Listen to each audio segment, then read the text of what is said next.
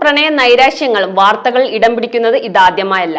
അത്തരത്തിൽ കഴിഞ്ഞ ദിവസം പത്തനംതിട്ട പോലീസ് സ്റ്റേഷനിൽ അജ്ഞാതമായ ഫോൺ സന്ദേശം എത്തുന്നു.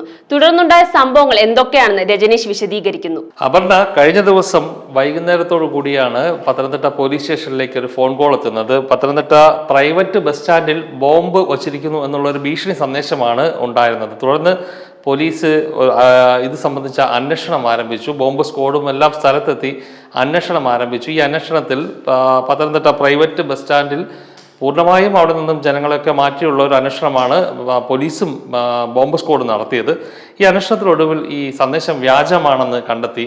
തുടർന്ന് ഈ പോലീസ് സ്റ്റേഷനിലേക്ക് എത്തിയ ഫോൺ കോൾ കേന്ദ്രീകരിച്ചുള്ള അന്വേഷണത്തിലാണ് പോലീസ് ഒരു 28 വയസ്സുകാരിലേക്ക് എത്തിച്ചേർന്നത്. ഈ 28 വയസ്സുകാരനെ അറസ്റ്റ് ചെയ്ത് ചോദ്യം ചെയ്തപ്പോഴാണ് പ്രണയ നൈരാശ്യത്തെ തുടർന്ന് ഇയാൾ മദ്യപിച്ചിരുന്നതായും ഈ മദ്യപിച്ച് ബോധമില്ലാതെയാണ് ഇയാൾ പോലീസ് സ്റ്റേഷനിലേക്ക് വിളിച്ചതായി പ്രതി സമ്മതിച്ചത്. കഴിഞ്ഞ കുറേ നാളുകളായി പോലീസിന് ഏറെ തലവേദന ഉണ്ടാക്കുന്ന ഒരു സംഭവമാണ് അജ്ഞാതമായ ബോംബ് ഭീഷണി സന്ദേശം. ഈ ഭീഷണി സന്ദേശങ്ങളിലെല്ലാം പോലീസ് പരിശോധനയിൽ ഇത്തരത്തിൽ ഒന്നും കണ്ടെത്താൻ കഴിഞ്ഞിരുന്നില്ല.